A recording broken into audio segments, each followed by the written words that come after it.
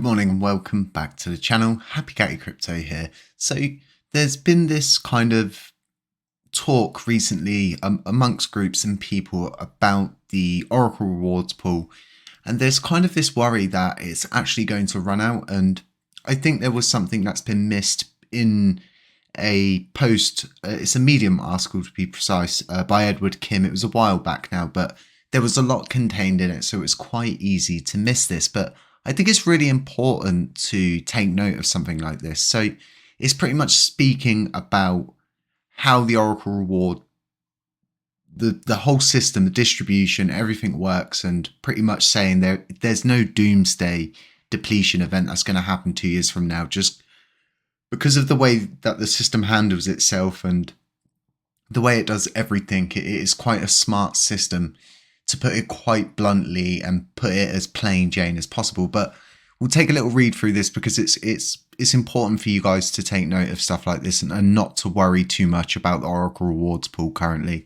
I feel like we're in really good hands with everything that's going on, and respectively speaking, everybody's doing what they should be doing, and it seems that everything's going really well. And this is what we all want. We all want to see better movement internally so we can have better movement externally and see us move higher and higher on the price scale, because we can always look at all these other kind of meme coins, so to speak, that are doing really well, and they just have a really good team. They're set in their ways, they know what they're doing, but ultimately there is no Doomsday event. So given the amount distributed across all the stake, which is 894 billion when Ed calculated this, one could expect Oracle pool yields in the first year of 2023 to 2024 to be 13.06% for just LUNC. But if the swapped USTC is included, the returns are around 19.85%. Auto compounding could slightly improve the yields. There are other yield percentages floating out there, and I believe they may not be taking the decrease in pool size into account. For example, if we assume constant pool size, the reported yield would be 17.04% LUNC and 25.90% with LUNC swapped USTC, but these may be too high in reality. So in year 2024 to 2025, we can expect approximately 7.47% in LUNC returns, and in 2025 to 2026, the rate will fall to 4.27 LUNC. Returns, again, given a diminishing Oracle pool and all other factors stay the same. USTC swaps are not included because they would be incredibly difficult to predict this far out. As long as we can distribute the delegations more evenly across an active validator set, this signals that there is no Doomsday Oracle depletion event that will happen 2 years from now. I'm going to leave a link to this in the description. Medium's really good because you don't even need to read through it. You can just click play on the top and literally listen to it. I prefer to read things a lot of the time because for whatever reason, I just absorb things better that way. But then again, I read things backwards most of the time. So we all have our own ways. So pretty much as time goes on and we don't fund the Oracle rewards pool, those rewards are going to get smaller and smaller and smaller. So you can see it here. If we keep going 2 years, 3 years, 5 years, 10 years, it's 47k, 27k, 8.8k, and then 541 respectively. So I think by the time we even start getting, say, a year down the line, I really do feel like things are going to get exactly how they should be. Prices should start to move up. We should start to utilize the whole of the cosmos, IBCs, and all these other interesting things. And it should kind of just balance itself out. But most importantly, what we want to see during this time is price movement.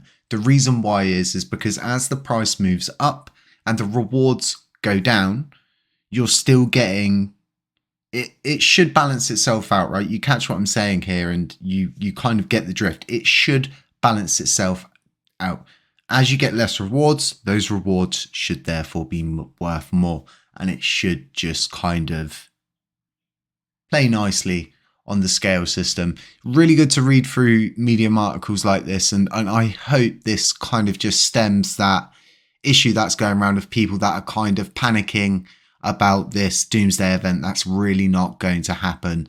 And honestly, with So we spoke recently about Bitcoin halving and everything. So I see so many different comments of people saying, we're not moving right now, we're not doing anything right now, but we're just at the whim of the overall market, the same as every other coin. We had this really interesting point where we were just center of attention for everything. Everybody wanted to get involved. There were so many different influencers that were overhyping things about how burning worked, and you've got all of these different kind of $1 video incentives and everything like that out there around it. And we've kind of run past that point, as to which now we've got to start acting more seriously. But I honestly believe with the amount of building that is happening, even with all of the hiccups and different things we've had with our lead development team, there's still so many different projects building.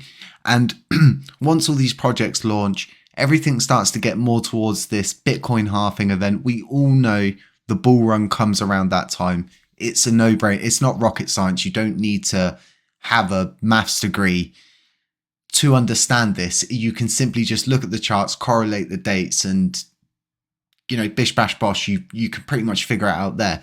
So we really are all waiting for these kind of monumental bull run events. But what do we know about bull runs? Well, they don't last forever. What goes up will eventually come back down, and you'll come back out of that bull run phase. So you do need to be prepared for these things. And the people that really do hang on, they DCA things and they do the correct things, you have such a higher chance of catching a falling knife, so to speak, because no one knows when it's coming. But I just solely believe Lunar Classic has such a good opportunity to get as far as any other of these kind of high up coins that have done well in previous bull runs to gain higher positions. I honestly believe that. Another thing we need to take into account is this whole idea of being part of the cosmos and making ourselves as interesting as possible to the outside, as exciting as possible, and to want to draw in more people to build, more people to develop, more people to launch their games using Lunar Classic as the choice of coin and all of these different things. There's dexes coming out. I'm hearing whispers of another dex that's coming out in the future. Really excited to see if someone could pull off a dex, an on and off ramp, something that really does set us aside as a community. It would be really nice to be able to buy Lunar Classic coins without having to go onto a CEX and sell them without having to go onto a CEX with Lunar Classic. I know you can do them with these different kind of dexes, but one that's literally built for the cosmos, harnessed inside the cosmos, and built by people inside the cosmos that understand the system and are kind of going to give Lunka not so much a prime position, but a good starting position, if that's possible. So folks, let me know what you think about all of this. Like I said, I hope this kind of just shuts down this worrying factor around the Oracle rewards pool. I don't think we really need to worry about it too much anymore. Ed's really explained it very well in all of this. Even in the event that we don't fund the Oracle rewards pool, those rewards are just categorically going to drop in stages, and it is as simple as that. The likelihood is they're going to figure things out.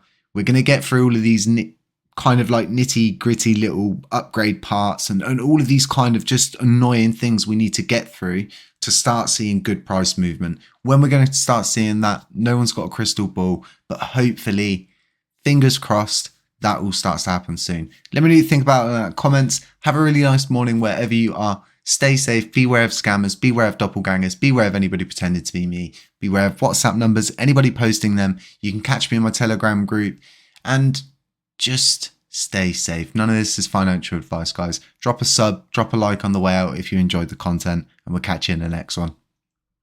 Our revenge is made possible by listeners like you. By listeners like you. Our revenge is made possible by listeners like you.